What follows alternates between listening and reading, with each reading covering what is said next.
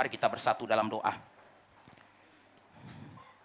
Tidak henti-hentinya kami mengucap syukur kepadamu ya Bapa, karena Yesus bukan hanya naik ke surga, tapi juga telah mencurahkan Roh Kudus 2000 lebih tahun yang lalu kepada murid-murid. Dan peristiwa itulah yang kami peringati hari ini sebagai hari Pentakosta. Kalau Roh Kudus tidak dicurahkan pada hari itu, maka gereja tidak mungkin ada pada hari ini. Selama 2000 tahun lebih gereja berjalan di dalam penderitaan, di dalam kesulitan, di dalam kesesakan, bahkan penganiayaan. Tapi gereja masih ada sampai sekarang karena Roh Kuduslah yang menyertai, mengiringi perjalanan gereja dari waktu demi waktu. Kami mengucap syukur ya Tuhan, kalau gereja yang pertama kali berdiri di Yerusalem kemudian berkembang sampai ke tempat ini. Tidak ada manusia yang bisa melakukan pekerjaan yang begitu besar seperti yang sudah kami alami dan yang dicatat di dalam sejarah. Semua bisa terjadi oleh karena Roh Allah yang mencipta alam semesta adalah Roh yang sama yang menopang perjalanan umat-Mu. Dan pada hari ini ya Tuhan, berilah firman-Mu kepada kami untuk kami renungkan. Persiapkanlah hati kami untuk menerima firman Tuhan. Bukalah telinga rohani kami, supaya kami bisa hidup sebagai murid Kristus di tengah-tengah dunia ini. Kami serahkan diri kami, supaya kami memiliki hati yang bagaikan tanah gembur untuk ditaburi oleh kebenaran firman Tuhan. Di dalam nama Tuhan Yesus, kami berdoa. Amin. Mari kita bersama-sama membuka firman Tuhan dari Kisah Para Rasul 2 ayat 1-4. Kisah Para Rasul 2 ayat 1-4.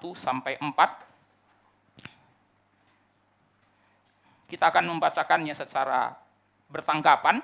Saya membaca ayat 1 dan saudara-saudara membaca ayat 2. Pada ayat keempat kita membacakan bersama-sama. Ketika tiba hari Pentakosta, semua orang percaya berkumpul di satu tempat.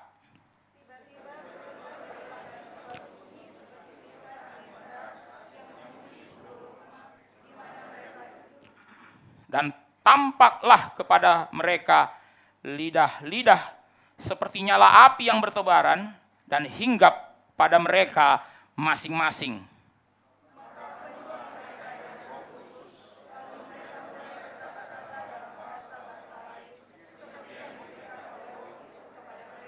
Untuk mengatakannya. Kisah Para Rasul 2 menceritakan peristiwa pencurahan Roh Kudus yang hari ini kita kenal sebagai hari Pentakosta. Tetapi pada awalnya, hari Pentakosta bukan dikenal sebagai hari pencurahan Roh Kudus. Saudara-saudara, dalam tradisi Yahudi, hari Pentakosta adalah hari raya panen. Istilah Pentakosta sendiri tidak bisa kita temukan di dalam Perjanjian Lama. Saudara-saudara, dalam Perjanjian Lama, hari Pentakosta disebut sebagai hari raya 7 minggu atau hari buah sulung.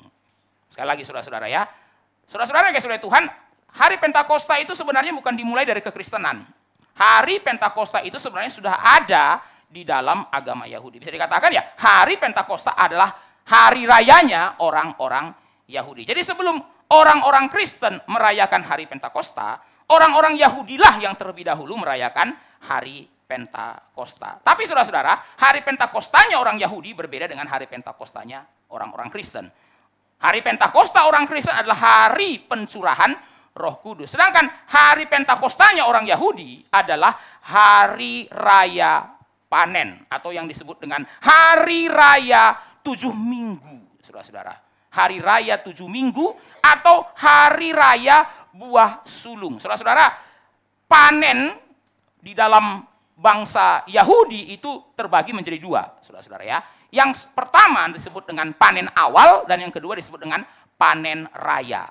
Panen awal adalah ketika tanaman mulai menghasilkan buah. Jadi buah yang pertama kali muncul di ladang kita itu yang namanya panen awal atau buah sulung. Nah, saudara-saudara, menurut perjanjian lama, buah sulung ini nggak boleh saudara makan. Buah sulung ini nggak boleh saudara jual. Buah sulung ini harus dipersembahkan kepada Tuhan. Mengapa saudara-saudara? Karena buah sulung itu dianggap sebagai the best. Ya, saudara-saudara, produk yang terbaik. Maka harus dikasih kepada Tuhan.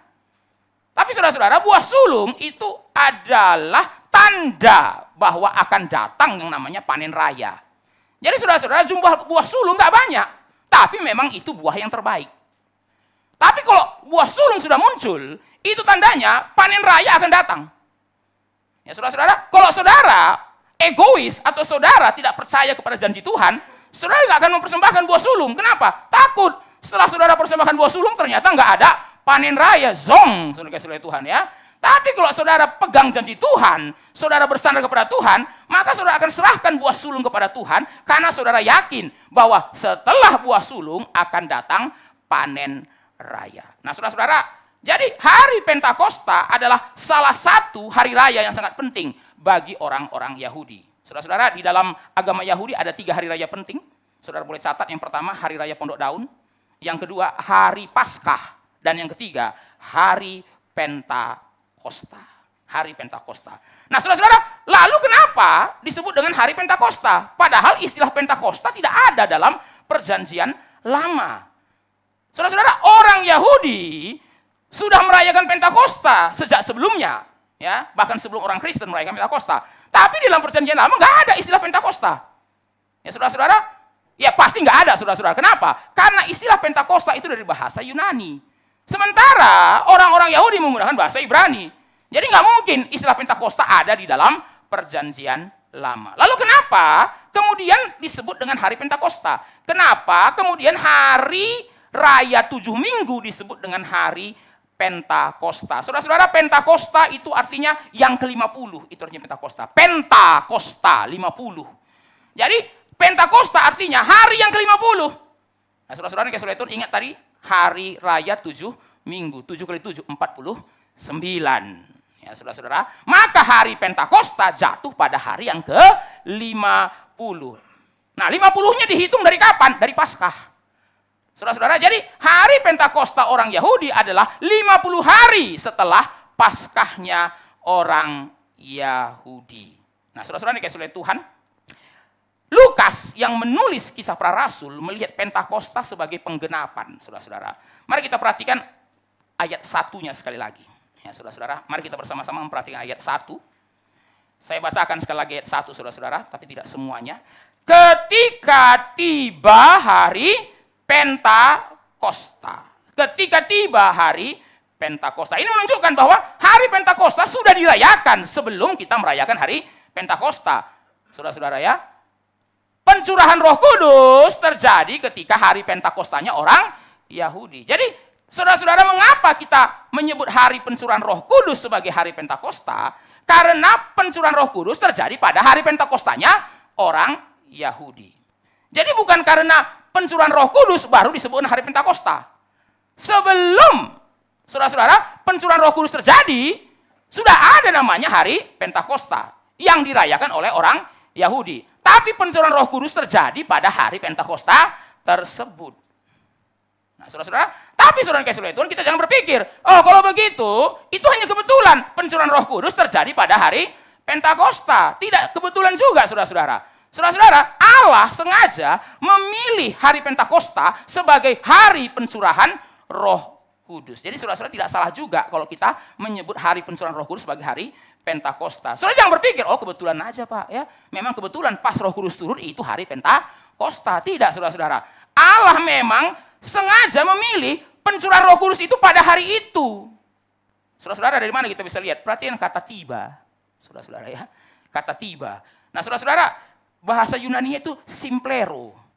Simplero itu sebenarnya berarti digenapi. Digenapi, saudara-saudara. Jadi, saudara-saudara, ayat 1 bisa diterjemahkan menjadi ketika hari Pentakosta digenapi. Loh, apa yang mau digenapi? Emang hari Pentakosta itu hari apa sampai perlu digenapi? Ketika hari Pentakosta digenapi. Loh, emang apa yang mau digenapi dari hari Pentakosta? Di situ saudara perhatikan. bahwa Pentakosta di Perjanjian Lama memiliki makna yang lebih dalam daripada hari raya panen. Hari raya panen itu bukanlah makna terdalam dari hari Pentakosta. Tapi di dalam Perjanjian Lama, memang hari Pentakosta adalah hari raya panen. Tapi bukan itu makna yang paling dalam. Bukan itu, saudara-saudara. Saudara kasih oleh Tuhan, Lukas bukan hanya ingin mengatakan bahwa hari Pentakosta sudah tiba. Ia ingin menunjukkan bahwa hari raya panen itu mencapai penggenapannya di dalam pencurahan Roh Kudus. Jadi saudara-saudara, hari Pentakostanya kita adalah penggenapan dari hari Pentakostanya orang Yahudi. Seperti hari Paskah kita adalah penggenapan dari Paskahnya orang Yahudi. Apakah hari Paskah kita dan Paskah orang Yahudi sama? Tidak sama.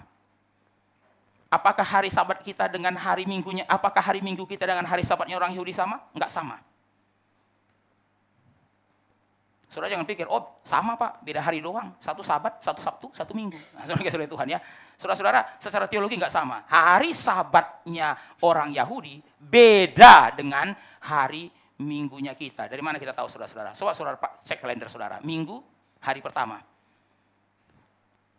Saudara-saudara, orang Kristen menjadikan hari Minggu di hari yang pertama. Hari Sabat hari yang pertama. Di dalam kalender orang Yahudi, hari Sabat hari terakhir.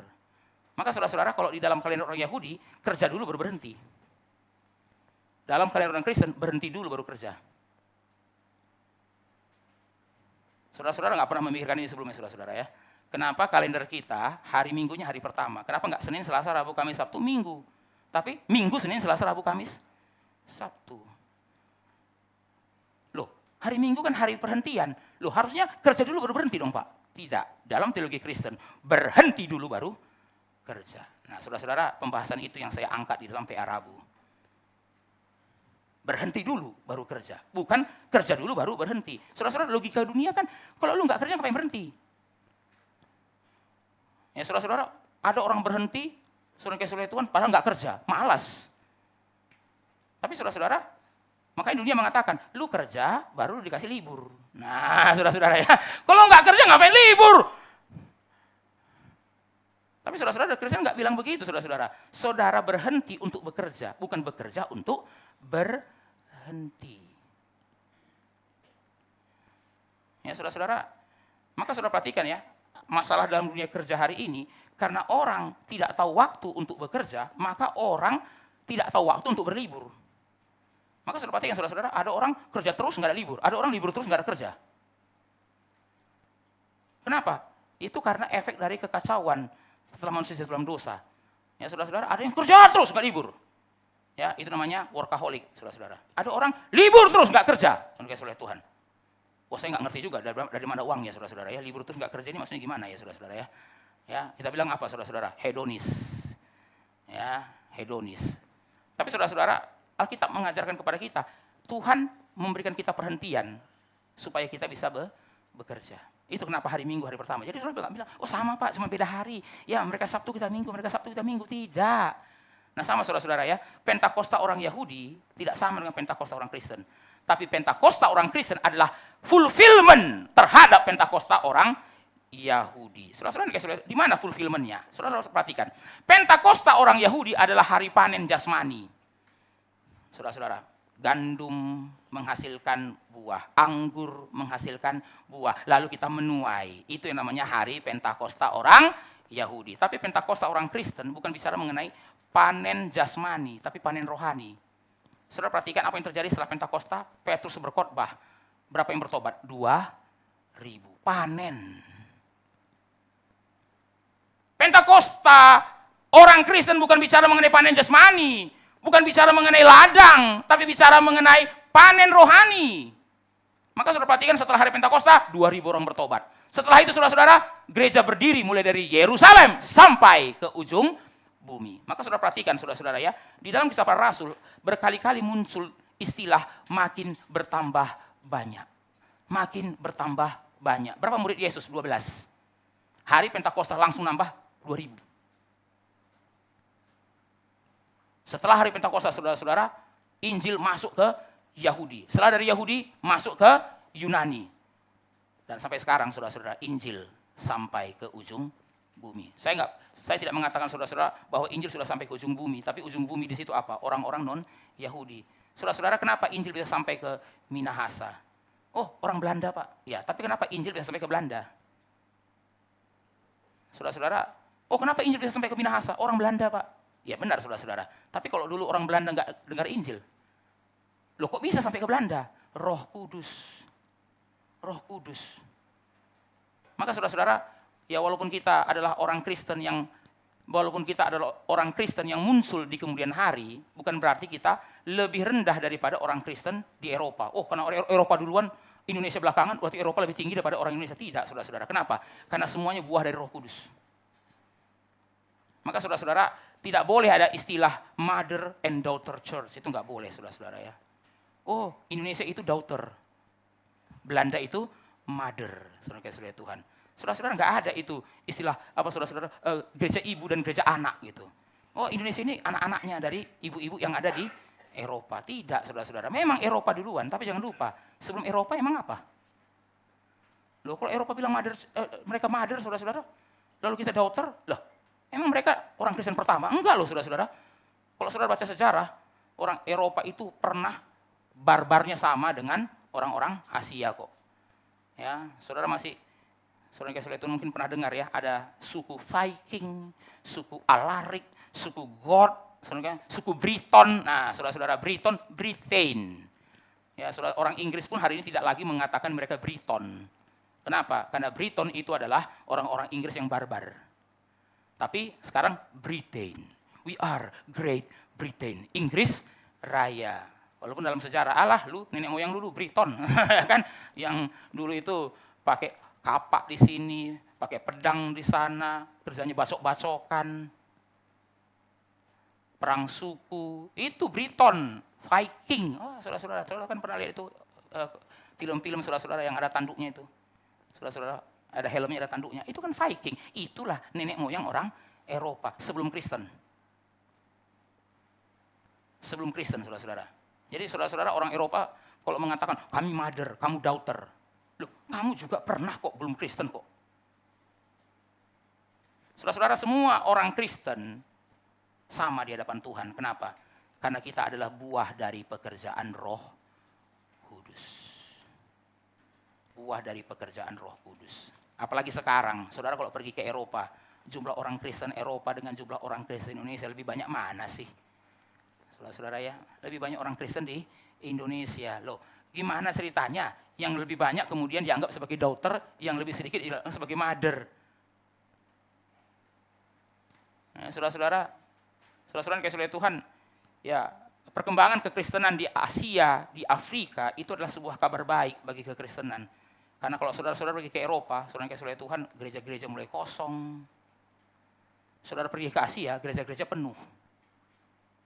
Sehingga kalau saudara pergi ke Eropa, saudara pikir kekristenan sudah mati. Begitu saudara pergi ke Afrika, saudara-saudara baru saudara kaget. Kristen masih hidup. Tuhan, bukan cuma masih hidup, saudara-saudara ya. Bukan cuma survive, tapi thriving. Saudara-saudara, kalau saudara pergi ke Eropa, itu kekristenan ada, tapi surviving, saudara-saudara Tuhan ya. Bertahan hidup, saudara-saudara, bertahan hidup. Saudara-saudara, hidup segan tapi mati nggak mau, saudara-saudara ya. Nah itulah kekristenan di Eropa. Saudara pergi ke gereja, masih ada jemaat masih ada, tapi sudah ubanan semua. Saudara-saudara, dibilang sudah mati masih ada. Saudara ke Swedia, saudara-saudara, Swedia adalah negara Eropa yang paling sekuler. Saudara jangan bilang Amerika paling sekuler, saudara-saudara ya. Prancis paling sekuler, tidak. Eropa yang paling sekuler itu adalah Swedia. Ada gereja ada, tapi sudah masuk ke dalam. Aduh, saudara Tuhan, miris. Kenapa? Karena dalam keadaan surviving, bertahan hidup. Tapi saudara pergi ke Afrika, nggak usah jauh-jauh ke Afrika, saudara. Pergilah ke Indonesia.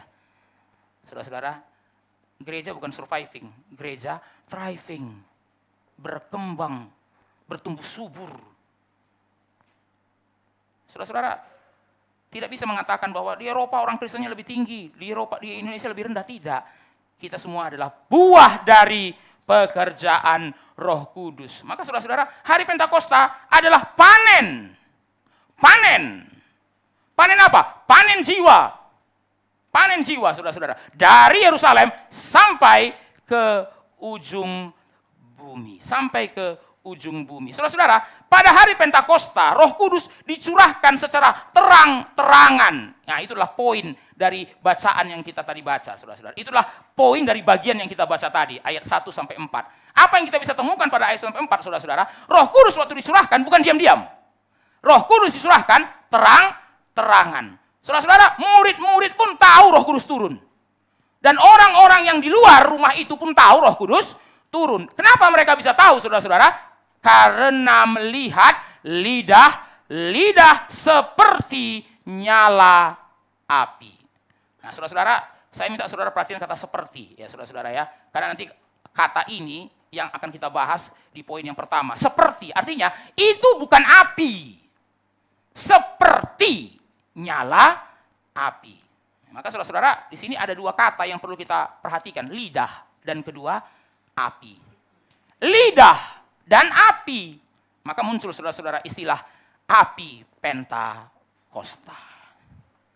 Saudara-saudara, istilah api Pentakosta diambil dari Kisah Rasul pasal 2. Kenapa ada istilah api Pentakosta? Karena waktu hari Pentakosta, Roh Kudus turun seperti. Roh Kudus turun dalam wujud lidah seperti nyala api. Nah, saudara-saudara, pertanyaannya begini. Waktu Yesus dibaptis, Roh Kudus turun, tapi dalam rupa burung merpati. Kenapa pada waktu hari Pentakosta Roh Kudus turun bukan dalam rupa burung merpati? Ya saudara-saudara. Waktu Yesus dibaptis Roh Kudus turun dan Lukas mencatat turun dalam rupa seperti burung merpati. Ya saudara-saudara, seperti kenapa? Waktu pembaptisan Roh Kudus memilih burung merpati sebagai simbolnya. Tapi kenapa waktu hari Pentakosta Roh Kudus memakai lidah api sebagai simbolnya? Ini nggak mungkin random ya saudara-saudara ya. Saudara-saudara pasti ada alasannya memilih simbol itu. Nah saudara-saudara, saya jawab dulu pertanyaan yang pertama. Mengapa waktu Yesus dibaptis, Roh Kudus memilih burung merpati? Karena burung merpati mengingatkan kepada peristiwa air bah. Saudara-saudara, waktu dibaptis ada air. Dan waktu dibaptis burung merpati turun. Roh Kudus turun dalam wujud burung merpati. Kenapa? Karena burung merpati mengingatkan semua orang dengan peristiwa air bah. Tapi saudara-saudara, kemunculan burung merpati di air bah itu menandakan berakhirnya penghakiman. Itulah kenapa waktu Yesus dibaptis, Roh Kudus turun dalam wujud burung merpati. Tapi saudara-saudara, mengapa waktu Pentakosta nggak burung merpati lagi?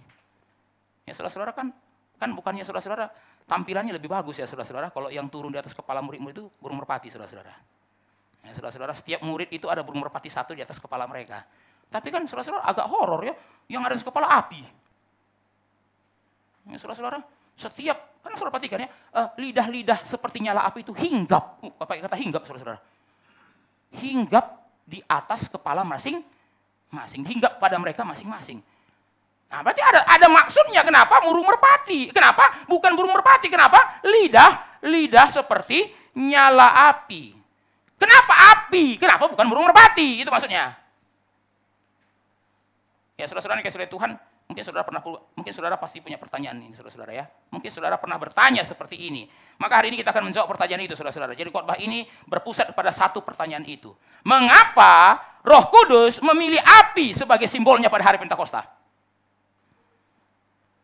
Saudara-saudara, Roh Kudus bisa saja menggunakan simbol yang lain.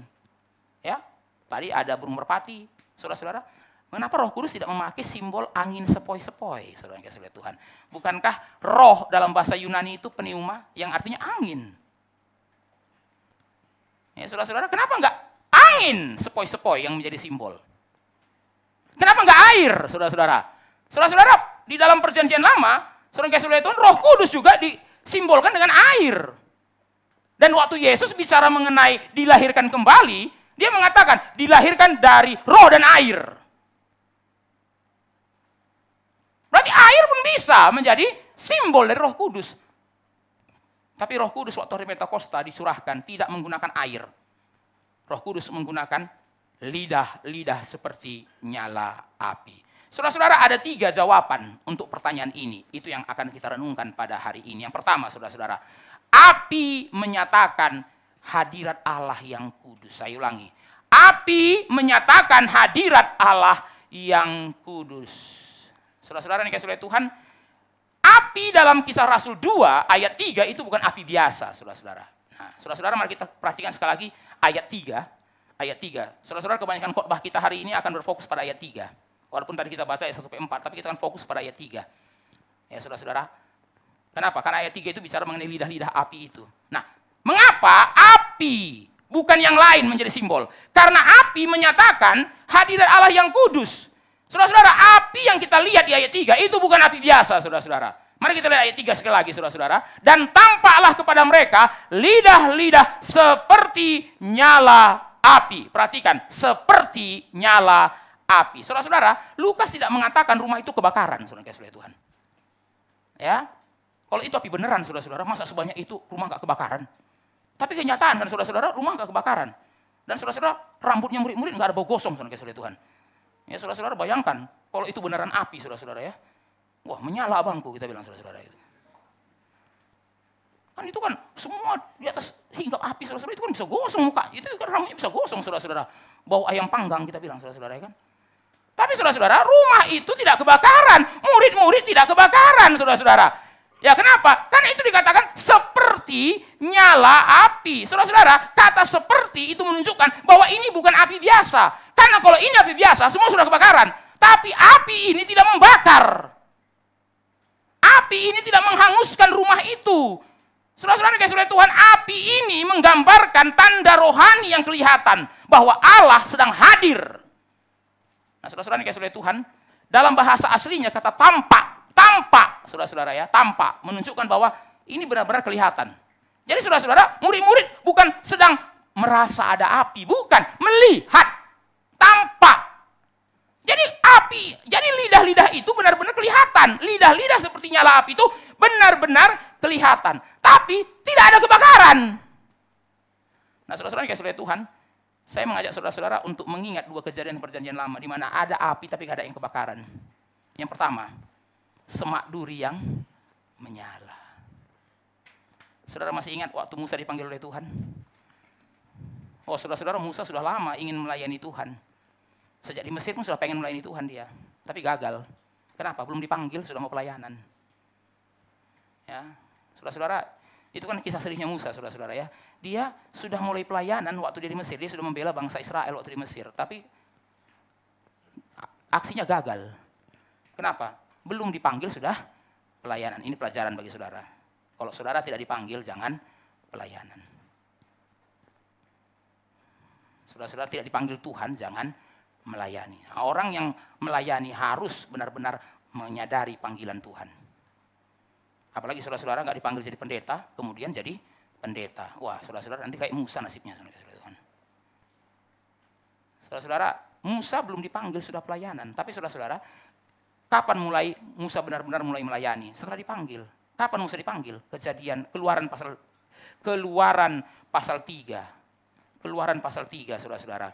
Saudara-saudara, di dalam Keluaran pasal 3, Musa melihat semak duri yang menyala, tapi nggak terbakar. Kenapa? Kan itu bukan api beneran, itu adalah kehadiran Tuhan.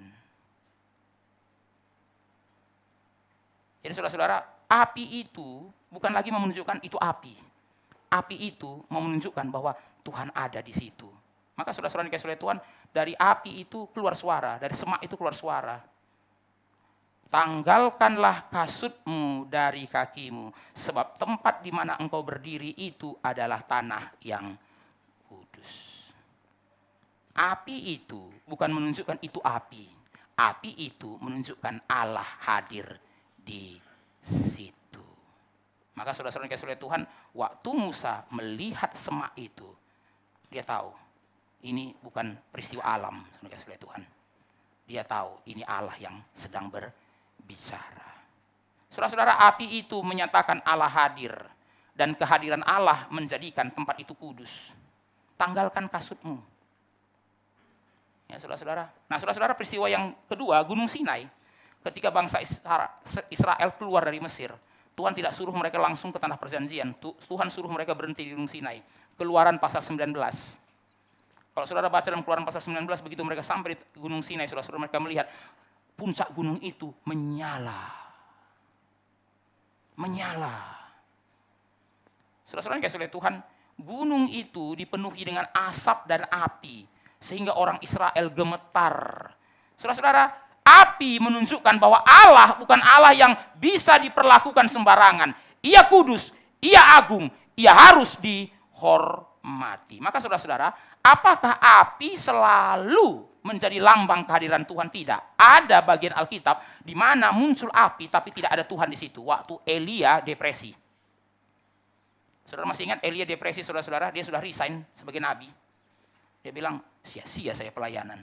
Saya pikir setelah api turun membakar korban, semuanya bertobat. Malah Isabel mau bunuh saya. Sudah, biar aja seluruh bangsa ini mati. Bagaimana caranya supaya bangsa ini mati? Elia tidak mau jadi nabi lagi. Biar aja mereka berdosa terus. Nggak ada yang ngingatin. Saya resign. Maka saudara-saudara, Elia kemudian pergi keluar dari wilayah Israel sampai ke padang gurun. Dan di padang gurun saudara-saudara dia masuk dalam gua dengan depresi. Jadi saudara-saudara pernah nggak hamba Tuhan depresi? Ada, Elia saudara-saudara. Elia. Nah saudara-saudara yang kasih oleh Tuhan, waktu Elia sembunyi di gua itu, datang suara dari Tuhan. Apa suaranya? Ngapain kamu di sini? Saudara-saudara, Elia pikir kalau dia sudah lari sejauh itu Tuhan nggak datang, saudara-saudara. Ternyata begitu di gua Tuhan datang. Ngapain kamu di sini? Loh. Elia bilang, loh kan Tuhan saya sudah kasih surat resign, kok masih disari? Ya saudara-saudara ya. Tuhan bilang nggak ada resign, belum selesai tugasmu. Ya saudara-saudara, saudara ngerti Elia pikir dia sudah resign dan Tuhan bilang apa? Ya sudahlah, saya cari nabi baru. Tuhan bilang enggak, tugasmu belum selesai. Ngapain kamu di sini? Nah, menarik saudara kasih oleh Tuhan ya. Waktu Tuhan datang, tapi sebelum Tuhan datang, saudara perhatikan baik-baik. Ada api. Tapi apa yang dikatakan di situ? Dan Elia tidak menemukan Tuhan di dalam api itu. Loh, apinya gede loh saudara-saudara. Tapi apa yang dikatakan oleh bagian itu? Dan tidak ada Tuhan di dalam api itu. Lalu datanglah angin yang kencang. Lalu apa katanya? Tidak ada Tuhan di dalam angin yang kencang itu. Baru tiba-tiba datanglah angin sepoi. Lalu dikatakan apa? Berbicaralah Tuhan. Loh, saudara-saudara ternyata Tuhan tidak selalu menyatakan diri melalui api yang besar. Tuhan juga bisa memakai angin yang sepoi. Nah saudara-saudara mengapa ya? Di dalam kasus Elia, Tuhan tidak muncul dalam api. Ya saudara-saudara karena Elianya depresi, saudara-saudara. Bisa bayangkan. Ya, sudah tertekan begitu, stres begitu, saudara. Tuhan nongolnya dalam api yang menyala-nyala, saudara-saudara Tuhan ya. Saudara-saudara Elia tidak lagi membutuhkan api, dia lagi butuhkan penghiburan. Maka Tuhan datang bukan dengan api, dengan angin yang sepoi. Elia, kamu tertekan ya. Hatimu panas ya. Tuhan katakan, saya ingin menghiburmu. Jadi saudara-saudara jangan pikir semua api itu tandanya Tuhan hadir. Tidak, saudara-saudara ya. Apalagi kalau rumah saudara kebakaran, saudara-saudara ya. Saudara harus panggil damkar. Ya, saudara jangan bilang, Tuhan hadir. Ya, saudara-saudara ya. Kalau rumah saudara kebakaran ya panggil damkar, saudara-saudara ya. Saudara bilang, ini Gunung Sinai Pak. Ya, saudara-saudara. Atau ini semak belukar yang terbakar itu Pak, bukan saudara-saudara ya, itu memang kebakaran beneran saudara-saudara ya. Jadi saudara panggil damkar ya. Tapi saudara yang kasih oleh Tuhan, ketika Elia bersembunyi, Tuhan datang dalam api, dalam angin yang sepoi. Angin yang sepoi. Kenapa? Karena Elia tidak membutuhkan hardikan. Elia membutuhkan penghiburan. Penghiburan. Nah saudara-saudara yang kasih oleh Tuhan, api itu menyatakan kekudusan Tuhan. Angin menyatakan kelembutan Tuhan. Jadi Tuhan punya sisi api dan juga punya sisi angin loh. Tuhan bisa datang seperti api yang menyala karena dia menyatakan kekudusannya. Tapi yang satu lagi, Tuhan juga bisa menyatakan dirinya dengan angin yang sepoi untuk menyatakan kelembutannya. Kelembutannya. Nah saudara-saudara yang dikasihi oleh Tuhan, ya kita pun sebagai pelayan ya saudara-saudara ya, harus punya sifat itu, angin dan api. Ya, seorang pelayan Tuhan harus memiliki kedua sifat Tuhan itu. Nggak bisa saudara-saudara ya, kita cuma punya sifat api. Gitu. Saudara-saudara, siapapun yang ketemu kita hangus. Kenapa? Karena kita menyatakan, saya menyatakan apinya Tuhan. Saudara-saudara, kita juga harus punya yang namanya sisi angin itu, kelembutannya Tuhan. Saudara-saudara, pengkhotbah pun harus bisa menyatakan apinya Tuhan, tapi juga harus bisa menyatakan bahwa Tuhan pun hadir dalam bentuk angin sepoi harus seimbang. Ya, saudara-saudara, harus seimbang. Saudara kalau mau melayani Tuhan, saudara kasih oleh Tuhan, ya kita sebagai orang-orang yang aktif melayani Tuhan di gereja ini harus bisa memperlakukan orang lain itu dengan dua sifat Allah ini, sifat api dan sifat angin. Kadang saudara-saudara ya kita nggak sabar melihat orang lain, maka kita tunjukkan sifat api kita. Ya tapi saudara-saudara, kadang kita terlalu sabar, maka kita hanya tunjukkan sifat angin kita. Dua-duanya harus diperlihatkan. Saudara-saudara dikasih oleh Tuhan, menarik sekali ya, di dalam surat Ibrani yang dikutip dari Mazmur, malaikat itu digambarkan sebagai apa? Pelayan-pelayan Tuhan yang diciptakan dari angin dan api. Yang menjadikan angin dan api sebagai pelayan-pelayannya, itu malaikat. Saudara-saudara, malaikat pun dikatakan apa? Memiliki sifat angin dan api. Saudara-saudara, malaikat itu menunjukkan sifat Allah yang tegas, Allah yang kudus, tapi juga Allah yang lembut. Angin dan api. Nah, saudara-saudara, pada hari Pentakosta Allah memakai api sebagai simbol. Kenapa? Karena api itu menyatakan Allah hadir dalam kekudusannya. Allah hadir dalam kekudusannya. Bedanya di Gunung Sinai, saudara kasih oleh Tuhan, api turun di atas puncak gunung. Sedangkan di hari Pentakosta api turun di atas umat. Saudara-saudara, bukankah lebih seram ya saudara-saudara kalau api yang di gunung itu muncul di atas kita? Kan seram sekali. Tapi disitulah Allah menyatakan kekudusannya. Dia hadir dalam kekudusannya. Nah saudara-saudara yang kasih oleh Tuhan, mengapa poin ini perlu kita pikirkan saudara-saudara? Ingat baik-baik, pada hari itu semua orang Yahudi lagi merayakan Pentakosta di bait Allah. Tapi perhatikan saudara-saudara, Allah hadir bukan di bait Allah, Allah hadir di rumah murid-murid lagi kumpul. Menarik saudara-saudara ya. Loh, saudara-saudara, hari itu Pentakosta, semua orang Yahudi lagi ngumpul di bait Allah, lagi kasih persembahan kepada Tuhan. Bagi orang Yahudi, Allah hadir cuma di bait Allah. Tapi dalam kisah para rasul menurut Lukas, pada hari itu Allah nggak hadir di bait Allah. Allah hadir di mana murid-muridnya sedang berkumpul. Saudara-saudara, dengan kata lain, saudara kasih oleh Tuhan, hari Pentakosta mau mengatakan bahwa umat Allah itu bukan lagi orang Yahudi. Siapa umat Allah? Umat Allah itu bukan yang lagi ngumpul di bait Allah itu, bukan. Umat Allah adalah murid-murid Yesus Kristus. Saudara-saudara, hari Pentakosta itu menandai berdirinya umat Allah yang baru. Bukan umat Allah yang hanya orang Yahudi. Tapi umat Allah yang terdiri dari orang Yahudi dan bangsa-bangsa lain. Maka saudara-saudara, hari Pentakosta mengajarkan kepada kita bahwa kehadiran Allah tidak lagi dibatasi oleh tempat. Setelah hari Pentakosta, di mana murid Yesus berkumpul, di situ Allah hadir dalam kekudusannya. Maka saudara yang kasih oleh Tuhan, bait Allah itu bukan lagi bangunan ya. Jadi saudara-saudara, kalau bait Allah masih bangunan, saudara nggak boleh beribadah di sini. Saudara harus beribadah di bangunan itu. Kenapa? Karena kalau itu bangunan, maka hanya Allah hadir di situ. Allah hanya hadir di situ. Mengapa saudara dan saya tidak perlu lagi kumpul di bait Allah hari ini? Karena bait Allahnya saudara.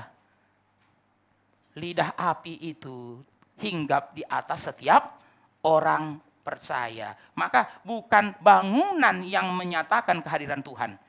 Kehadiran Tuhan dinyatakan oleh orang-orang percaya yang berkumpul. Maka saudara-saudara, di mana orang percaya berkumpul, di situ Tuhan hadir. Di mana orang percaya berkumpul, di situ Allah ada.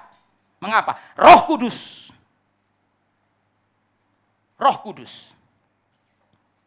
Saudara-saudara dikasih oleh Tuhan, di sini kita bisa memahami satu prinsip mengenai Roh Kudus. Perhatikan saudara-saudara. Roh Kudus bukan sekedar kuasa untuk membuat kita bersemangat, bukan. Roh Kudus adalah kehadiran Allah yang kudus di tengah umatnya. Roh Kudus bukan sekedar kuasa yang bikin saudara semangat, bukan. Roh Kudus adalah kehadiran Allah yang kudus di tengah umatnya. Saudara-saudara, kadang kita berpikir gereja yang dipenuhi Roh Kudus adalah gereja yang ramai. Kadang kita berpikir gereja yang penuh Roh Kudus adalah gereja yang ada pengalaman-pengalaman supranatural di sana. Kalau gereja yang biasa-biasa saja, nggak ada Roh Kudus di sana. Bukan, saudara-saudara. Saudara-saudara, bagaimana saya tahu bahwa gereja atau di gereja itu ada Roh Kudus? Saudara-saudara, perhatikan baik-baik. Pekerjaan Roh Kudus pertama-tama adalah menyadarkan bahwa Allah hadir. Allah hadir. Saudara-saudara dikasih oleh Tuhan, Roh Kudus pertama-tama menyadarkan bahwa Allah hadir di tengah-tengah kita dalam kekudusannya. Maka saudara-saudara, dari mana saya tahu gereja itu ada Roh Kudus? Atau dari mana saya tahu Roh Kudus bekerja di dalam gereja itu? Perhatikan saudara-saudara, Allah dihormati nggak di situ? Saudara-saudara, nggak mungkin lah ya, presiden hadir, saudara kasih oleh Tuhan, saudara sembarangan, nggak mungkin. Kecuali saudara nggak sadar presiden hadir. Nah, saking rapinya presiden bersembunyi, saudara kasih oleh Tuhan ya, saking rapinya gubernur datang ke gereja ini, sampai saudara nggak tahu itu gubernur, maka saudara sembarangan kan? Saudara-saudara ya, ngomong sembarangan, bertindak sembarangan, saudara kasih oleh Tuhan ya. Waktu dia naik ke tangga, saudara sikut dia, saudara kasih oleh Tuhan. Duluan Pak, duluan. Nah, saudara kasih oleh Tuhan ya kan? Nah, kenapa? Saudara nggak tahu, bukan dia nggak hadir, saudara nggak tahu. Bisa nggak saudara-saudara ya? Orang hebat hadir kita nggak tahu, bisa. Kalau dia menyamar. Ya saudara-saudara. Nah saudara-saudara kasih oleh Tuhan. Ada orang besar, ada orang berkuasa, tapi kita nggak sadar. Kenapa? Dia menyamar. Maka kita bertindak sembarangan, ngomong sembarangan. Saudara-saudara ya. Nah tapi saudara kasih oleh Tuhan. Allah hadir. Kalau saudara sadar Allah hadir, saudara nggak mungkin beribadah sembarangan, nggak mungkin pelayanan sembarangan, nggak mungkin ngomong sembarangan. Maka saudara-saudara kasih oleh Tuhan, dari mana kita tahu Roh Kudus hadir pada waktu kita beribadah di gereja? Saudara sadar nggak Allah hadir? Dari mana saya tahu bahwa Allah hadir? Saudara perhatikan, saudara sembarangan nggak? Maka saudara kasih oleh Tuhan, apa tandanya kalau di gereja itu Roh Kudus? Apa tandanya kalau di gereja itu ada kehadiran Roh Kudus? Orang-orangnya nggak sembarangan untuk beribadah. Maka saudara-saudara Paulus berkali-kali mengatakan, Roh Kudus itu menyukai keteraturan. Saudara-saudara kasih oleh Tuhan, semakin tinggi jabatan seseorang, maka ketika dia hadir, saudara-saudara, semakin ketat protokolernya. Kenapa ada protokoler, saudara-saudara? Protokoler tujuannya untuk menyadarkan kita yang ada di ruangan ini bukan orang sembarangan. Itu gunanya protokoler. Saudara-saudara perlu nggak protokoler? Perlu. Kenapa? Tanpa protokoler kita akan berpikir, semua sama. Protokoler itu adalah cara untuk menyadarkan kita. Kalau biasanya kayak gini, hari ini nggak kayak gini. Kenapa? Yang di sini nggak sembarangan. Nah, saudara-saudara, protokoler itu berbicara mengenai keteraturan ya. Saudara-saudara, semakin tinggi orang yang hadir jabatannya, semakin teratur loh. Nah, saudara-saudara, siapa lebih tinggi dari Tuhan? Nggak ada. Masa ketika kita beribadah kepada Tuhan yang tertinggi, masa nggak teratur? Masa yang melayani sembarangan? Masa yang nyanyi asal-asalan? Saudara-saudara yang kasih lihat, itu sebabnya saya selalu menekankan, di gereja ini pelayanan nggak boleh sembarangan. Ya saudara-saudara, saya berkali-kali mengatakan saudara-saudara yang jadi penata layan, apalagi yang di mimbar, saudara kasih lihat Tuhan ya, yang di mimbar, yang berdiri di mimbar, tidak banyak orang, tidak boleh sembarangan. Kenapa saudara-saudara? Karena cara kita melayani itu memberikan kepada orang sebuah impresi, ada Allah nggak di sini? Saudara bisa bilang Allah di sini, tapi kita sembarangan, saudara kasih lihat Tuhan. Salah di sana, salah di situ, salah di sini, salah di sini. Aduh, saudara kasih lihat Tuhan ya. Waduh, sembarangan sekali mau melayani. Tapi Allah ada di sini loh. Kalau kamu tahu Allah ada di sini, kamu nggak mungkin sembarangan dong. Ya, saudara-saudara, seringkali orang bilang begini, nggak apa-apa, walaupun kita melayaninya apa adanya, tapi kan Allah ada di sini. Saudara-saudara, kalimat itu bisa benar, tapi bisa juga salah. Karena kalau saudara tahu Allah di sini, nggak mungkin apa adanya. Maka saudara-saudara, saya selalu menekankan ya, liturgis jangan ngomong salah-salah. Ya, pianis jangan main salah-salah. Song leader jangan nyanyi asal-asalan. Kenapa saudara-saudara? Loh, bagaimana orang bisa mengatakan Allah hadir di sini? Kalau yang melayani di mimbar saja, kayaknya salah-salah deh. Ya, saudara-saudara bisa bayangkan ya, saudara-saudara katanya presiden hadir, tapi saudara-saudara anak kecil bisa lempar-lemparan kaleng soft drink, saudara kasih lihat Tuhan. Loh, kan nggak mungkin lah. Masa presiden hadir? Iya presiden hadir. Loh ini kok anak-anak lempar-lemparan soft drink sini. Ya kan nggak mungkin saudara-saudara. Makanya kita bilang kan, kita bilang saudara-saudara ya. Nah, saudara-saudara kasih lihat Tuhan, kita perlu menyadarkan diri kita. Kalau Allah hadir, nggak boleh sembarangan dong. Nah, jadi dari mana saya tahu gereja itu penuh dengan Roh Kudus? Gereja itu menghormati Tuhan nggak? Ya, saudara-saudara, maka saudara kasih lihat Tuhan, mari kita datang beribadah dengan sikap yang menghormati Tuhan. Mari kita melayani dengan sikap yang menghormati Tuhan. Nah, saudara-saudara kasih lihat Tuhan, dari mana saya tahu kalau gereja itu penuh dengan Roh Kudus? Jemaatnya pulang dari gereja, saudara kasih lihat Tuhan, menghormati Tuhan enggak? Maka saudara-saudara, kenapa ya hari Minggu dulu baru hari kerja? Karena bagaimana saudara bekerja ditentukan oleh bagaimana saudara melihat Tuhan pada hari Minggu. Orang yang melihat Tuhan, saudara-saudara, pada hari Minggu asal-asalan, nggak akan mungkin bisa kerja dengan sungguh-sungguhan, nggak mungkin, saudara-saudara. Kalau kita tidak melihat Tuhan dengan hormat hari Minggu, kita nggak mungkin menghormati Tuhan kita tidak mungkin menghormati Tuhan dari hari Senin sampai Sabtu, itu nggak mungkin. Ya, saudara-saudara, makanya saya bilang, saudara-saudara ya, kalau gereja saja sudah main-main dengan waktu, saudara-saudara, Tuhan molor-moloran, nggak mungkin orang Kristennya di tempat kerja tidak molor-moloran waktu. Ya, saudara-saudara, jadi kalau saudara tanya, Pak, kenapa ya jam 6 malah mulai jam 8, Pak? Ya, saudara-saudara, lihat aja, saudara-saudara, di gereja kayak gitu nggak? Nggak mungkin. Ya, saudara-saudara, saudara-saudara, Tuhan, ini adalah salah satu yang dikatakan oleh Max Weber. Saudara-saudara, mengapa orang-orang Eropa itu lebih disiplin, saudara-saudara Tuhan, dalam bekerja? Ya, menurut Max Weber, ya jawabannya ada pada dalam ibadah mereka. Saudara-saudara, ini yang kita bisa lihat pertama. Api itu menyatakan hadirat Tuhan. Jadi, di mana Roh Kudus hadir, dia akan menyadarkan kita, Tuhan hadir di situ. Ya, saudara-saudara. Maka saudara-saudara Tuhan, kenapa kita tidak boleh sembarangan ketika beribadah? Loh, kita bilang Tuhan hadir lah, kalau sembarangan itu kan, saudara-saudara, suatu hal yang kontradiksi. Ya, tapi kalau Tuhan nggak hadir, Pak, harusnya kan kita sudah, kalau Tuhan hadir, Pak, kalau kita sembarangan, harusnya kan kita sudah dimusnahkan sama Tuhan. Karena Tuhan sabar. Bukan karena dia tidak hadir. Atau bukan karena dia bukan. Dia sabar.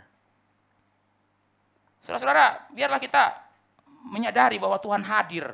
Bukan hanya waktu kita beribadah di gereja. Tapi ketika kita di luar gereja, kita tahu bahwa Tuhan hadir. Yang kedua, saudara-saudara, api menguduskan. Saudara-saudara, api menyatakan kehadiran Tuhan yang kudus. Betul. Tapi untuk apa Tuhan menyatakan kekudusannya? Untuk menguduskan kita. Saudara dan saya bukan orang kudus. Allah saja yang kudus. Tidak ada orang yang kudus. Hanya Allah yang kudus. Tapi ketika Allah hadir, saudara dan saya dikuduskan. Dikuduskan. Maka saudara-saudara, Roh Kudus itu muncul dalam wujud seperti nyala api. Kenapa? Karena dia hadir untuk menguduskan. Menguduskan. Saudara-saudara dikasih oleh Tuhan, berkali-kali di dalam Alkitab, bagian perjanjian lama, saudara-saudara, api itu digambarkan sebagai pemurnian, purification. Dan saudara-saudara, pemurnian itu memang punya dua sisi. Kenapa api bisa memurnikan? Karena api bisa menghanguskan. Saudara-saudara, nggak bisa sesuatu dimurnikan kalau nggak ada yang dihanguskan. Contoh, emas murni. Saudara-saudara, ada nggak emas jadi murni karena direndam? Nggak ada, saudara-saudara. Kenapa? Karena kotoran emas tidak larut dengan air. Itu simpel, saudara-saudara ya. Saudara-saudara kalau nyuci baju, saudara rendam dulu atau saudara bakar dulu? Ya, saudara-saudara ya, kotor sekali baju ini, Pak, gitu ya. Bersihin dong, gimana? Masukkan ke dalam api, saudara-saudara Tuhan. Masuk sih, saudara-saudara, tapi setelah itu nggak ada bajunya lagi. Kenapa? Angus semua, kotoran dengan bajunya angus semua. Tapi saudara-saudara, ini emas, Pak. Ya, pengen dijadikan emas murni dari 18 karat, pengen jadi 24 karat. Kalau baju saja bisa dibersihkan dengan direndam pakai deterjen, maka saudara masukkan emas ke dalam deterjen. Baru saudara bilang, sekarang sudah lebih bersih. Enggak, lebih mengkilap, iya, saudara Tuhan ya. Tapi tidak jadi emas murni juga. Kenapa? Lah, kotorannya masih di dalam. Nah, saudara perhatikan, untuk membersihkan emas dibutuhkan api. Api bisa memurnikan karena api bisa menghanguskan. Nah, saudara-saudara, Roh Kudus digambarkan sebagai api. Kenapa? Karena kehadirannya memurnikan, tapi saudara perhatikan baik-baik. Untuk memurnikan saudara, ada yang harus dihanguskan. Saudara-saudara, kehadiran Roh Kudus adalah api yang menghanguskan. Ibrani, saudara-saudara, mengatakan, Allah kita adalah api yang menghanguskan. Saudara-saudara, Roh Kudus itu digambarkan sebagai api. Karena kehadirannya menghanguskan dosa saudara, tapi memurnikan hidup saudara. Maka saudara-saudara, apa cirinya orang itu ada Roh Kudus? Hidupnya makin kudus. Hidupnya makin kudus. Kenapa? Karena api itu menghanguskan dosa-dosanya. Api itu menghanguskan dosa-dosanya. Saudara-saudara, di mana Roh Kudus hadir, dosa akan disingkirkan. Seperti di mana api hadir, kotoran-kotoran emas itu akan dihanguskan. Saudara-saudara, api tidak akan menghabiskan emas. Tidak akan, saudara-saudara. Api hanya memurnikan emas. Api tidak mungkin bikin emas itu jadi habis, itu nggak mungkin. Api hanya menghabiskan kotoran di dalam emas. Jadi kalau sampai ada emasnya habis orang dikasih oleh Tuhan waktu dibakar api, itu hanya membuktikan ini emas palsu. Wah, saudara-saudara, kalau sampai dibakar terus, sampai nggak ada sisanya, Pak. Lah, saudara-saudara, kalau emas dibakar nggak ada sisanya, berarti bukan emas asli dong. Kalau emas asli dibakar, pasti ada sisanya. Emas murni sisanya. Tapi kalau sampai dibakar terus, nggak ada lagi sisanya, Pak. Wah, itu bukan emas murni, saudara-saudara. Itu berarti emas palsu. Emas palsu. Dan saudara-saudara dikasih oleh Tuhan, mari kita lihat Matius 3 ayat 11. Ini adalah nubuat Yohanes Pembaptis mengenai Yesus. Dan sekaligus juga mengenai Pentakosta. Matius 3 ayat 11, saya bacakan untuk kita semua. Ia akan membaptis kamu dengan Roh Kudus dan dengan api. Ia akan membaptis kamu dengan Roh Kudus dan dengan api. Nah, saudara-saudara, jangan kemudian kita salah sangka bahwa ada dua baptisan. Wah, Yesus akan baptis kita dengan Roh Kudus dan akan baptis kita dengan api. Tidak, saudara-saudara. Ayat ini bicara mengenai satu baptisan, baptisan Roh Kudus.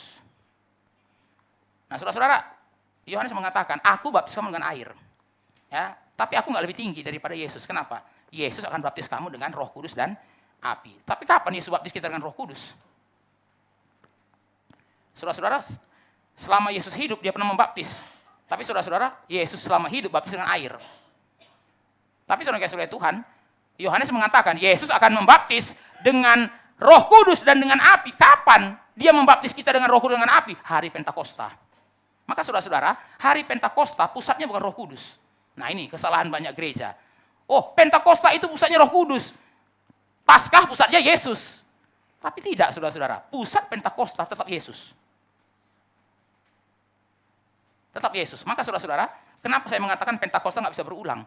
Karena Pentakosta juga bukan bicara mengenai Roh Kudus. Pentakosta itu bicara mengenai Yesus. Ya, saudara-saudara. Jadi, saudara-saudara seringkali kita berpikir ya, Natal harinya Yesus, Pak. Jumat Agung harinya Yesus. Kebangkitan harinya Yesus. Kenaikan harinya Yesus. Sampai di situ harinya Yesus. Ya, Pentakosta itu harinya Roh Kudus. Salah, saudara-saudara. Pentakosta pun harinya Yesus. Kenapa? Karena yang mencurahkan Roh Kudus itu Yesus. Saudara jangan pikir Roh Kudus datang dengan sendirinya. Tidak, saudara-saudara. Roh Kudus datang karena setelah Yesus naik, dia mencurahkan Roh Kudus itu. Jadi saudara-saudara, Pentakosta itu adalah pekerjaan Kristus. Maka kalau saudara ditanya, apa sajakah pekerjaan Kristus? Pertama mati, yang kedua bangkit, yang ketiga naik. Tapi saudara jangan lupa yang terakhir, mencurahkan Roh Kudus. Mencurahkan Roh Kudus. Pekerjaan Kristus salah satunya adalah mencurahkan Roh Kudus. Untuk apa Roh Kudus dicurahkan? Untuk memurnikan. Ia akan membaptis kamu dengan api. Ia akan membaptis kamu dengan Roh Kudus dan dengan api. Maksudnya apa? Apa yang dikerjakan oleh Roh Kudus seperti yang dikerjakan oleh api. Seperti api memurnikan emas, demikian Roh Kudus akan memurnikan umat Allah. Saudara-saudara dikasih oleh Tuhan, mengapa api itu tidak membinasakan saudara dan saya? Saudara perhatikan baik-baik. Ketika Roh Kudus dicurahkan, lidah-lidah seperti nyala api itu turun ke atas para murid. Kenapa mereka nggak terbakar? Kenapa mereka nggak binasa, saudara-saudara? Saudara dikasih oleh Tuhan, jawabannya adalah karena api yang membinasakan itu sudah diterima oleh Kristus di kayu salib. Perhatikan saudara-saudara, karena api yang membinasakan sudah diterima Yesus di kayu salib, maka sekarang saudara menerima api yang menguduskan. Saudara-saudara, api harusnya membinasakan. Tapi kenapa waktu murid-murid menerima lidah api itu, mereka nggak binasa? Karena api yang membinasakan sudah diterima oleh Kristus. Saudara-saudara, hari ini jika saudara belum di dalam Kristus, nanti saudara akan menerima api yang membinasakan. Tapi kalau saudara hari ini sudah dalam Kristus, saudara tidak lagi menerima api yang membinasakan. Saudara menerima api yang menguduskan. Menguduskan. Maka saudara-saudara, apakah orang Kristen perlu takut api? Apakah orang Kristen perlu takut penderitaan? Apakah orang Kristen perlu takut penganiayaan? Apakah orang Kristen perlu takut kesulitan? Tidak. Karena semua itu tidak akan membinasakan saudara. Semua itu hanya menguduskan saudara. Tapi kalau saudara bukan orang Kristen, api itu hanya akan membinasakan saudara dan saya. Saudara-saudara dikasih oleh Tuhan, Saya mau bertanya pada saudara hari ini, saudara sudah dalam Kristus atau tidak? Kalau saudara belum dalam Kristus, mungkin hari ini saudara merasa hidup saudara lancar-lancar saja. Tapi jangan lupa saudara-saudara, ada satu api yang saudara dan saya belum terima, api neraka. Api neraka. Tapi saudara-saudara kalau sudah dalam Kristus, hari ini saudara, walaupun hari ini saudara mengalami begitu banyak kesulitan, walaupun hari ini saudara mengalami begitu banyak penganiayaan, penderitaan, tapi itu bukan api yang membinasakan, itu adalah api yang menguduskan. Saudara-saudara, di luar Kristus, api Allah adalah api penghakiman. Di dalam Kristus, api Allah menjadi api pengudusan. Pengudusan. Maka saudara-saudara, apa cirinya saya punya Roh Kudus? Cirinya adalah sanctification. Kalau saya sudah memiliki Roh Kudus, maka cirinya apa? Hidup saya makin kudus. Hidup saya makin kudus. Perhatikan ayat 4. Perhatikan saudara-saudara, ketika api itu turun atas mereka. Lidah-lidah api itu turun atas mereka. Ayat 4a saya bacakan. Maka penuhlah mereka dengan Roh Kudus. Ketika api itu turun, bukan dikatakan maka hanguslah mereka. Bukan saudara-saudara. Ketika api itu turun, maka penuhlah mereka dengan Roh Kudus. Saudara-saudara, kata penuh dalam bahasa Yunaninya itu plero, yang artinya dikendalikan. Nah, saudara-saudara jangan salah menafsirkan kata penuh. Lalu saudara membayangkan kayak botol. Saudara-saudara, Roh Kudus itu kayak air, saudara kayak botol. Saudara-saudara, apa artinya penuh? Oh, sampai di sini, Pak. Ya, apa artinya setengah penuh? Cuma sampai di sini. Nah, apa artinya sampai tumpah? Nah, itu namanya bahasa roh. Saudara Tuhan. Nah, ya. Jadi saudara-saudara, kenapa Bapak nggak bisa bahasa roh? Soalnya Roh Kudusnya cuma sampai di sini, Pak. Ya, maka jangankan bahasa roh, Pak, penuh aja enggak. Tapi kalau penuh, Pak, wah, keluar dia, Pak. Kayak soda. Nah, saudara Tuhan ya. Nah, itu yang namanya bahasa lidah. Jadi kenapa nggak bisa bahasa lidah? Soalnya Roh Kudusnya nggak penuh, Pak, cuma setengah penuh. Apalagi Bapak ini, itu cuma jangan setengah penuh, Pak, cuma di dasar doang, Pak, Roh Kudusnya. Tapi orang kayak saya, Pak, ini sudah sampai di sini, Pak. Bahkan sampai sudah nggak tahan lagi, Pak. Prus keluar. Nah, prusnya itu namanya apa? Bahasa lidah. Nah, saudara-saudara ya. Loh, saudara-saudara, kata penuh itu bukan nggak boleh dibayangkan seperti botol dengan air. Kata penuh itu artinya dikendalikan. Apa artinya saya penuh dengan Roh Kudus? Roh Kudus mengendalikan saya sepenuhnya itu. Saudara-saudara, dalam bahasa Inggris ada istilah ini, saudara-saudara ya. He is so full of himself. Nah, saudara-saudara ya. Nah, saudara-saudara ya, ini digunakan untuk orang sombong. Kalau apapun bicaranya saudara-saudara, selalu balik-balik ke dirinya sendiri. Nah, saudara-saudara, apapun topiknya, selalu dirinya sendiri. Pokoknya ngomong apapun saudara-saudara ya, mulai dari masakan yang nggak enak sampai tempat liburan. Tapi saya, saudara-saudara, selalu dirinya sendiri. Itu kan, itu namanya he is so full of himself. Saudara-saudara, kan aneh kalimat ini, he is so full of himself. Ya iyalah, masa dia nggak penuh dengan dirinya sendiri, namanya juga dirinya sendiri kok. Tapi kita ngerti saudara-saudara ya, saking penuhnya, maka apapun pembicaraannya selalu balik-balik ke dirinya sendiri. Ini orang ya, ngomong apapun dirinya sendiri bicara aja. He is so full of himself. Ya, saudara-saudara, apa artinya? Dia dikuasai oleh dirinya sendiri. Itu maksudnya dia penuh dengan dirinya sendiri. Dia dikuasai oleh dirinya sendiri. Nah, saudara-saudara, apa artinya saya penuh dengan Roh Kudus? Dia dikuasai oleh Roh Kudus. Apa artinya saya penuh dengan Roh Kudus? Saya dikuasai oleh Roh Kudus. Maka saudara-saudara dikasih oleh Tuhan, orang yang dipenuhi Roh Kudus tidak mungkin tidak kudus hidupnya. Orang yang dipenuhi Roh Kudus tidak mungkin tertarik dengan hal-hal yang tidak kudus. Jadi saudara-saudara, begitu saya mulai tertarik dengan hal yang tidak kudus, disitulah saya mulai bertanya bahwa saya sedang tidak dipenuhi oleh Roh Kudus. Tapi saudara-saudara, ada orang bilang, oh tanda dipenuhi Roh Kudus, Pak, bahasa roh. Bukan. Tanda dipenuhi Roh Kudus, saya makin cinta dengan kekudusan. Saya makin enak dengan kenajisan. Apa tandanya bahwa saya sedang tidak dipenuhi Roh Kudus? Saya mulai melirik-lirik ketidakkudusan. Dan saya mulai bosan dengan kekudusan.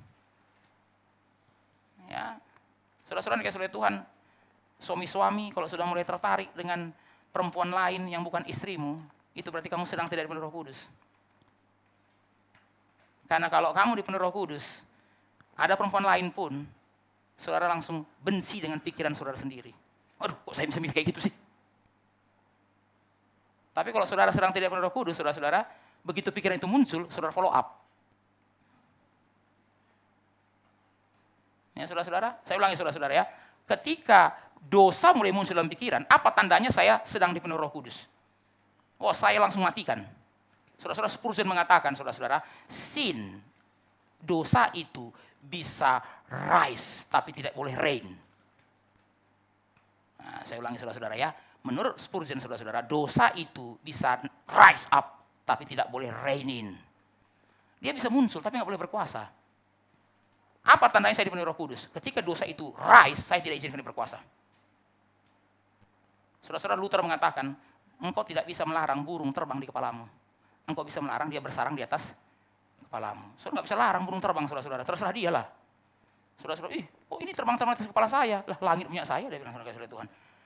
Tapi saudara-saudara kasih oleh Tuhan, saudara bisa larang dia bikin sarang di atas kepala saudara. Kan kalau dia terbang-terbang, ya terserah dia lah. Itu kan haknya dia. Tapi saudara dia nempel di kepala saudara, lalu kemudian bikin sangkarnya, saudara kasih oleh Tuhan. Nah, kalau saudara biarin, berarti saudara ada masalah kejiwaan, saudara kasih oleh Tuhan. Nah, ya kan? Masa saudara burung terbang, bawa jerami satu, bawa jerami kedua. Saudara, sampai terbentuk sarangnya, Pak. Sudah kayak sanggul ibu-ibu.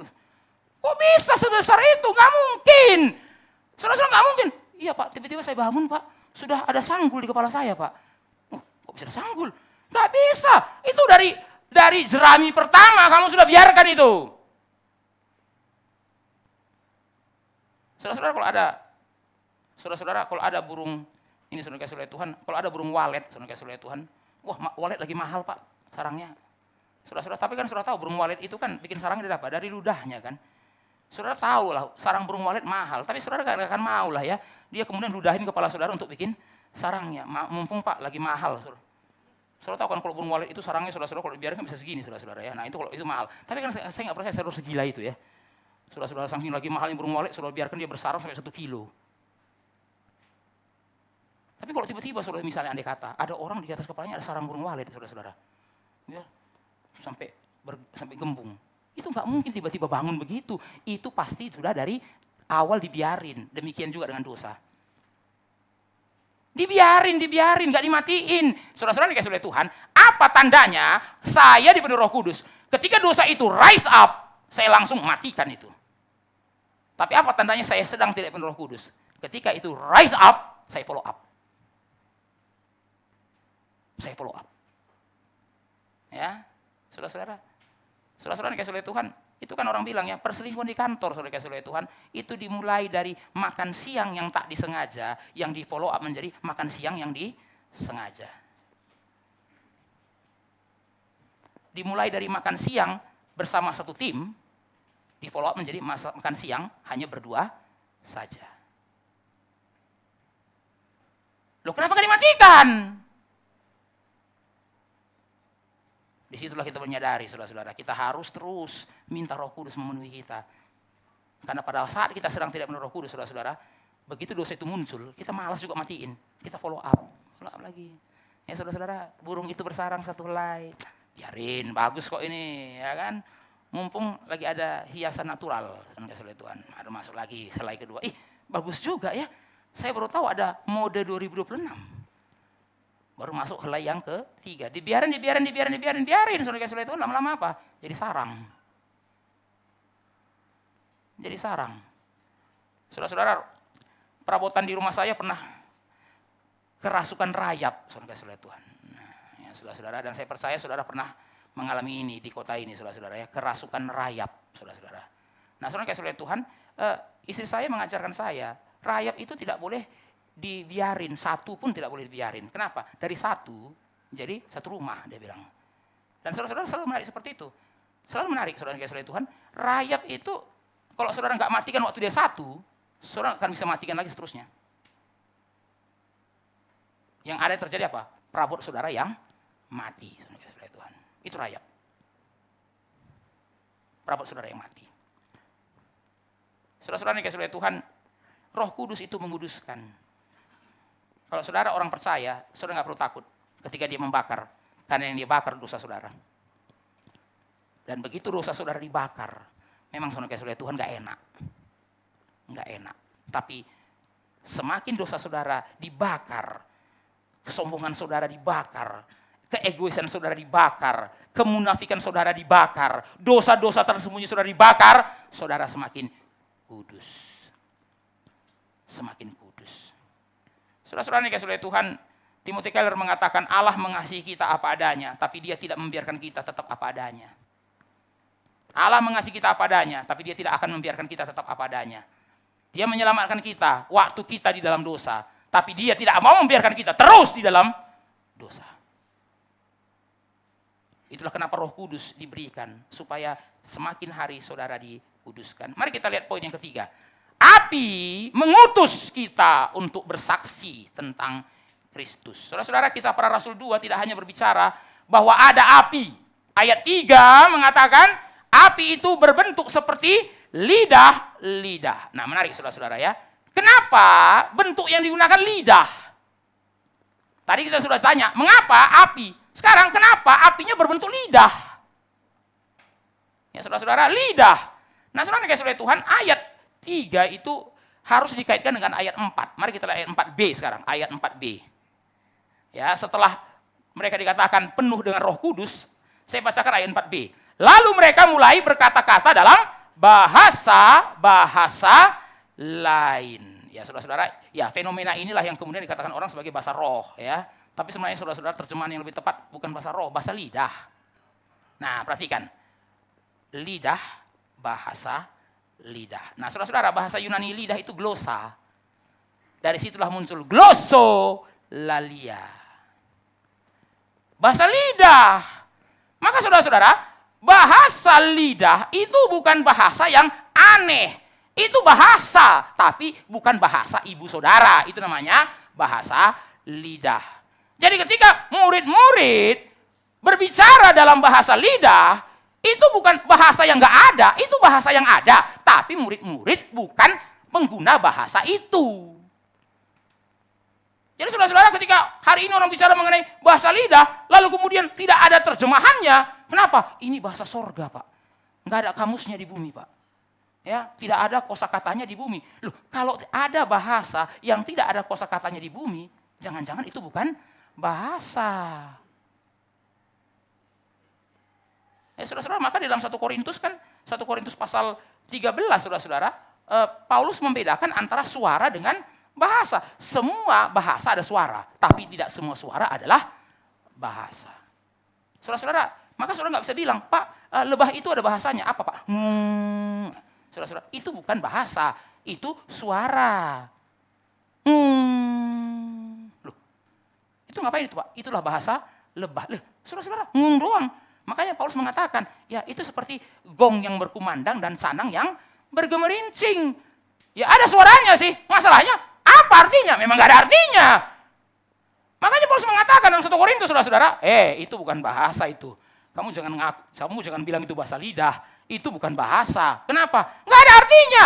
Kamu cuma ngedumel-ngedumel gitu, ngomong apa itu? Kenapa saudara-saudara? Karena bahasa lidah itu sebenarnya adalah bahasa. Ketika para murid pada hari Pentakosta berbicara dalam bahasa-bahasa lain, ingat bahasa-bahasa lain. Ya, bahasa Yunaninya heteroglosa, bahasa-bahasa lain. Ya, saudara-saudara, ya Pendeta Stephen Tong dalam satu bukunya mengatakan, saudara-saudara, satu kali di Rusia itu ada kebaktian. Penerjemahnya itu ditangkap sama pemerintah. Ini kebaktian rahasia di bawah tanah, saudara Tuhan. Jadi ada pengkhotbah dari Amerika, sudah siap untuk membawakan firman Tuhan. Tapi kemudian penerjemah ditangkap. Penerjemah bahasa Rusia ke bahasa Inggris ke bahasa Rusia ditangkap. Nah, saudara-saudara, orang sudah kumpul. Penerjemah nggak datang. Apa yang terjadi, saudara Tuhan? Ya, di situ pengkhotbah ini kemudian minta tolong sama Tuhan supaya orang nggak pulang dengan kecewa. Maka saudara-saudara, dengan iman dia berani naik lalu bicara dalam bahasa Inggris. Tapi menarik, saudara-saudara, seluruh ruangan mendengar dalam bahasa Rusia. Saudara-saudara, kasus seperti ini, ya saudara bisa kategorikan seperti bahasa roh, seperti bahasa lidah. Nah, maka saudara-saudara, ini istilah yang harus diganti memang, bahasa lidah, bahasa roh ini. Saudara-saudara bikin misleading penafsirannya jadinya. Jadi kalau nggak punya bahasa roh, kayaknya kurang rohani, saudara-saudara Tuhan. Kenapa? Bahasa roh kan, Pak? Jadi Bapak bisa nggak? Enggak, Bapak kurang rohani. Loh, saudara-saudara Tuhan, Terjemahan aslinya pun bukan bahasa roh. Terjemahan aslinya juga bahasa lidah kok. Saudara tahu bahasa lidah? Bahasa yang dipakai oleh orang yang punya lidah.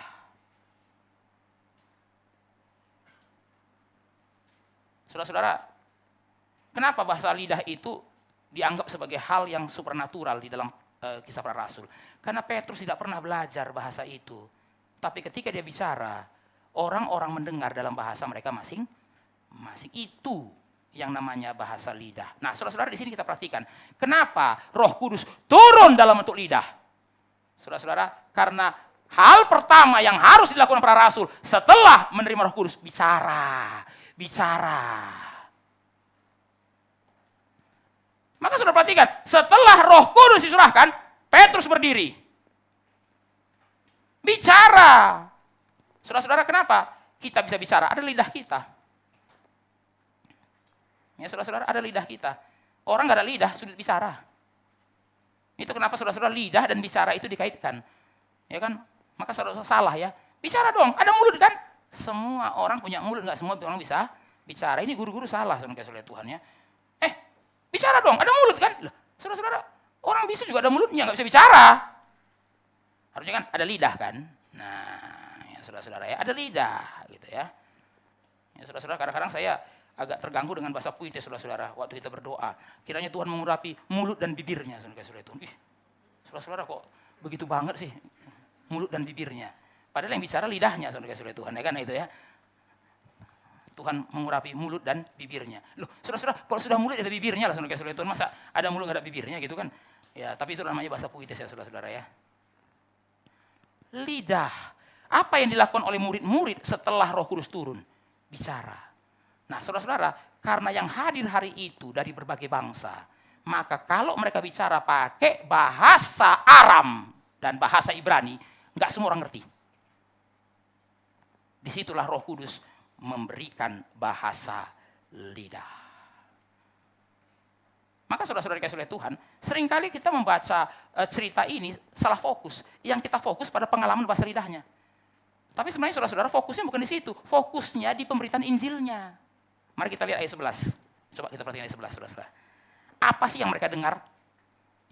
Ketika murid-murid ini berbicara, apa sih yang didengar orang-orang itu? Ayat 11, mari kita baca sama-sama. 2, 3, ya.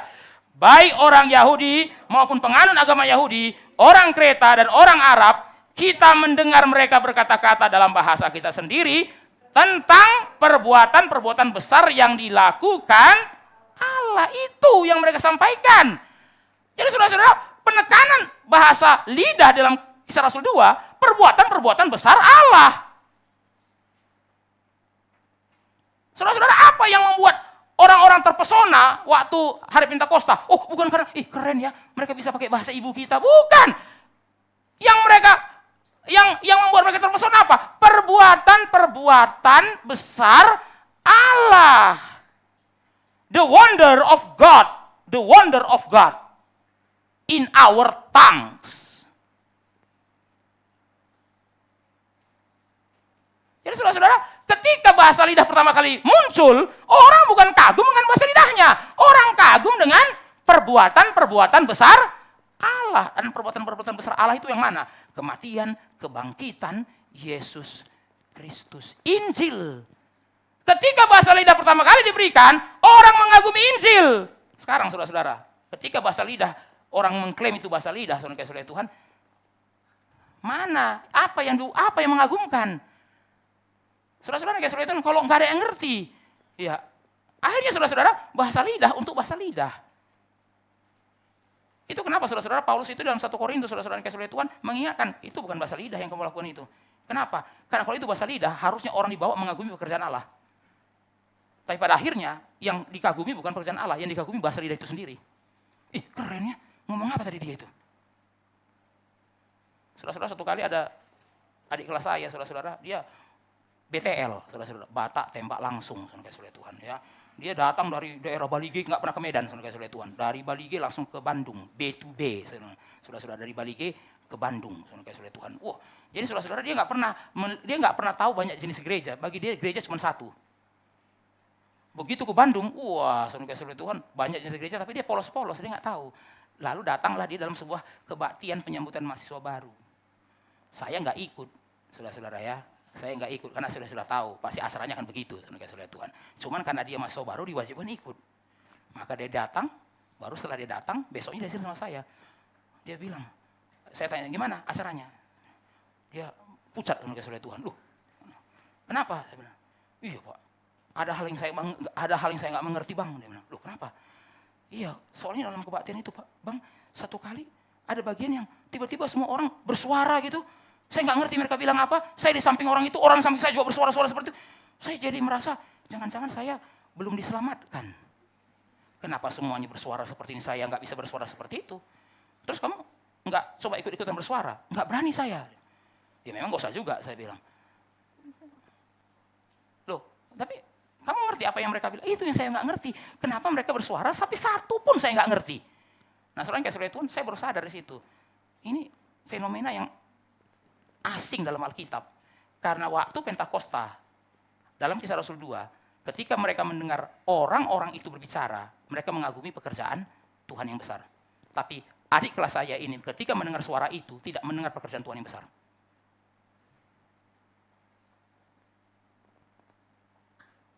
Tidak mengenal pekerjaan Tuhan besar. Malah dia fokus kepada suara-suara itu. Sampai dia nanya sama saya, abang bisa bicara kayak gitu nggak? Maksudnya bicara kayak mana? Saya bilang, yang kayak gitu, ya kayak mana? Yang kayak gitu. Lah, kamu aja nggak tahu. Itu berarti bukan bahasa. Loh, kamu juga nggak tahu.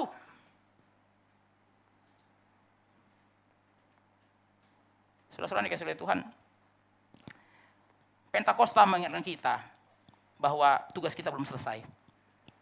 Saudara-saudara, kenapa pada hari Pentakosta muncul fenomena bahasa lidah? Karena di situ kita mau diingatkan tugas kita masih sampai ke ujung bumi. Selagi masih ada orang yang punya lidah belum mendengar Injil, tugas kita belum selesai. Saudara-saudara, apakah hari ini semua bahasa sudah mendengar Injil dalam bahasa mereka? Belum. Masih banyak suku yang belum mendengar Injil dalam bahasa mereka.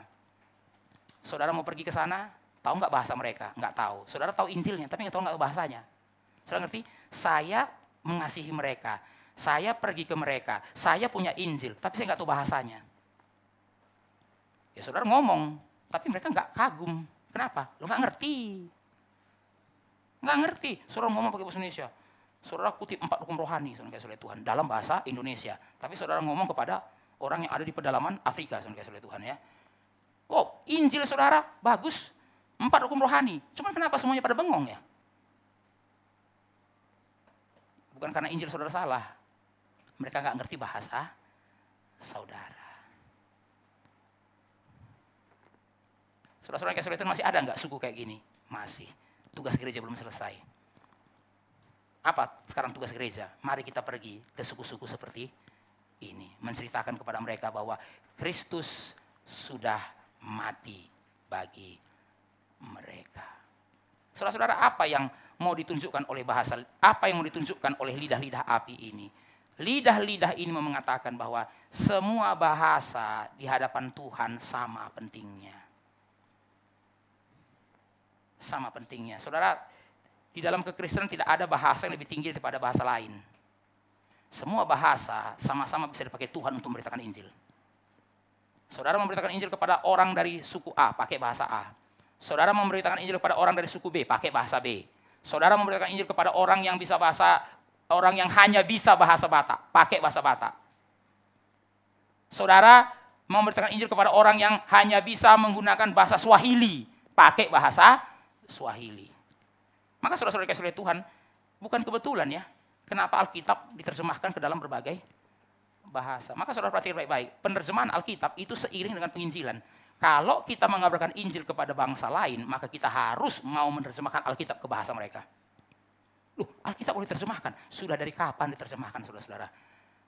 Kalau enggak kan saudara-saudara, Alkitab bahasa Ibrani dan Yunani terus sampai hari ini kan? Tapi saudara-saudara, ada Alkitab dalam bahasa Indonesia, ada Alkitab dalam bahasa Batak, ada berbagai bahasa. Kok kitab suci Pak.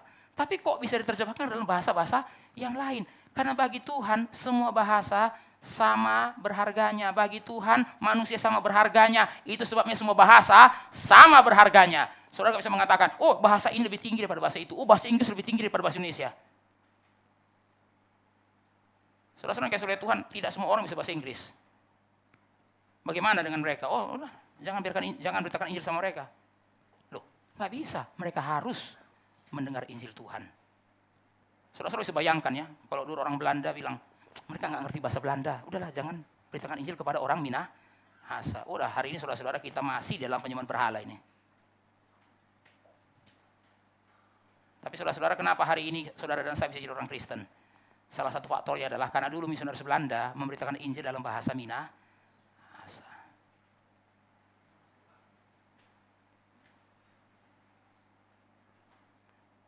Saudara-saudara yang dikasihi oleh Tuhan, terakhir saya akan kaitkan Pentakosta dengan Menara Babel. Apa yang terjadi Menara Babel? Masalah bahasa bukan? Dari satu bahasa jadi banyak bahasa. Itulah arti Babel, chaos. Bagaimana Tuhan menghentikan pembangunan menara? Bikin bahasa jadi banyak. Sehingga mereka tidak bisa lagi ngumpul. Nah, maka sudah ngerti betapa pentingnya bahasa. Menarik saudara-saudara ya. Cara Tuhan menghentikan proyek Menara Babel simple. Bikin bahasanya jadi banyak. Oh, Tuhan nggak kirim bom atom loh saudara-saudara Tuhan. Saudara-saudara, ini menara lagi naik saudara-saudara, makin naik. Kenapa Tuhan nggak jatuhkan nuklir dari atas? Boom. Karena kalau cuma nuklir jatuhkan, mereka bangun lagi. Satu bahasa kok. Ya, Tuhan jatuhkan nuklir, kita bangun lagi. Jatuhkan lagi, kita bangun lagi. Apa sulitnya bangun lagi? Kenapa? Kita satu bahasa. Dihancurkan berkali-kali pun, dibangun lagi. Namanya juga manusia pengen lawan Tuhan. Tuhan hancurkan bangunan kami lawan lagi dengan bikin yang baru. Bagaimana cara Tuhan menghentikan sampai selama-lamanya? Bubarkan bahasanya. Maka ada bahasa ini, ada bahasa ini, ada bahasa ini. Maka saudara-saudara kasih oleh Tuhan, kenapa hari ini banyak bahasa? Ya salah satunya karena kutukan dari Tuhan di Menara Babel. Tapi bukankah menarik, hari Pentakosta apa yang terjadi? Tuhan balik Babel itu. Waktu Menara Babel, semua orang dicerai-beraikan. Waktu hari Pentakosta, semua bangsa dikumpulkan. Bahasa bukan lagi pemecah. Sekarang pada hari Pentakosta Tuhan mempersatukan segala bangsa dari segala bahasa. Maka saudara dikasihi oleh Tuhan, itulah sebabnya kenapa kita harus mengasihi segala bangsa. Jadi saudara-saudara, apakah semua bangsa sudah mendengar Injil dalam bahasa mereka? Belum, saudara-saudara. Ya, kita bersyukur di Indonesia ada satu lembaga namanya Kartidaya. Kartidaya adalah lembaga yang khusus menerjemahkan Alkitab ke dalam bahasa-bahasa suku di Indonesia. Bagi Kartidaya tidak cukup Alkitab hanya dalam bahasa Indonesia.